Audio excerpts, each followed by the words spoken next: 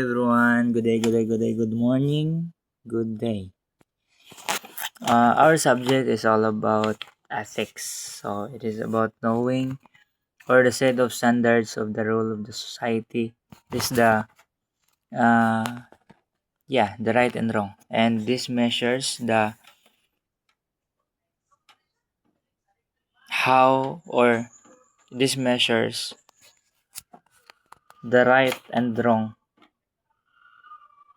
Oh, now we are talking about morality. Morality is about the application of ethics. So application of right and wrong. So now the question is, we are about to imagine a scenario wherein an object that is being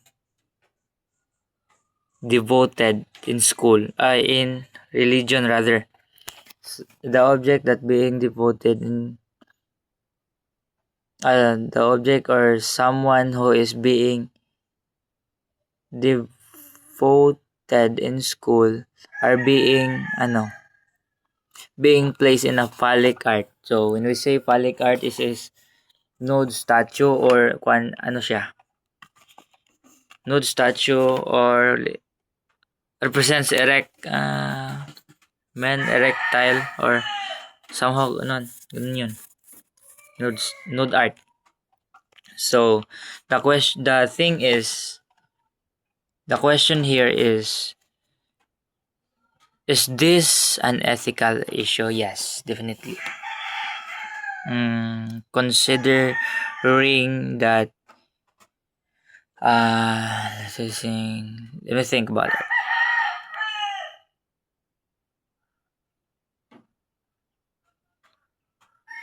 Ethical issue. Yeah, ethical issue.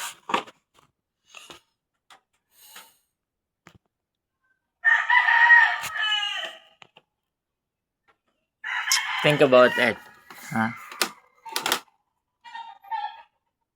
What if you are religious, very religious person? What if you are very religious person and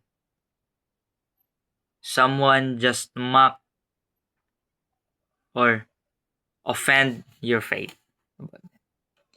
You place side by side phallic art, phallic art to your sacred statue in belief.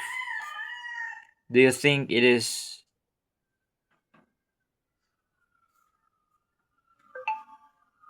not immoral? Do you think it is how do we say makatarungan? The thing is, we're just looking about the freedom of expression of the person, but we are not looking about how might others say to you. So when we say it is it an ethical issue? Well, definitely yes, it is an ethical issue. Some people might say, yeah, it's okay. Yeah, it's okay. But if it necessary. But if not, then is it meant to offend others' faith or others' belief?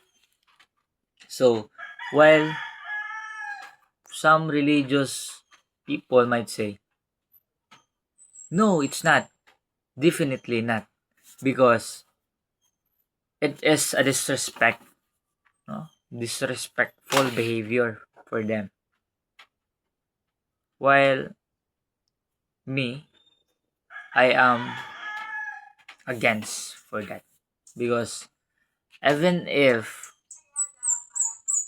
even if phallic art is an art, it should be not belong in the religious environment. It is not it should be in an appropriate place for that, no? Since it is not being devoted by many. But I know that a lot of people might agree the same as me, because yes, it is very unethical issue. So the second question here is, does the definition of right and wrong depends on the religion? Yes, definitely yes. Because in ethics, there are the standards of right and wrong. There are different factors. It may there are different factors depending on the environment. It may in the social status, di ba? Or the societal status, or the culture, the belief system, the religious people, the political, mm, the human rights itself, wherein the government implemented as the law, wherein we have the limitations of our actions. Because yes, we have our freedom of expression, but here comes, if we offend someone because of our freedom of expression, is it okay or is it not? It might be uh mm, debatable question. But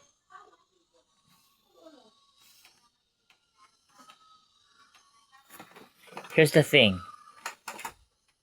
It really depends on what kind of religion. It really depends on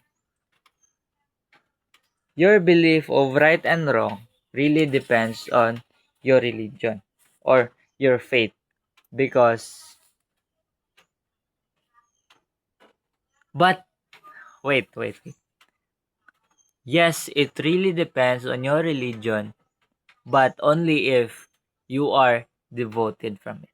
But if you're not, then not. So, hmm, so your belief for right and wrong is yes. Is depend on what factors. Sige. To answer it precisely and brief, if you don't mean to offend someone, it is okay. Because you have the freedom to express. But not to the point that you can hurt someone. Second, you're right. Being a person ng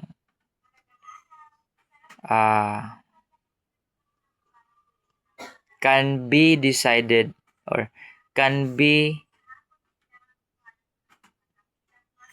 can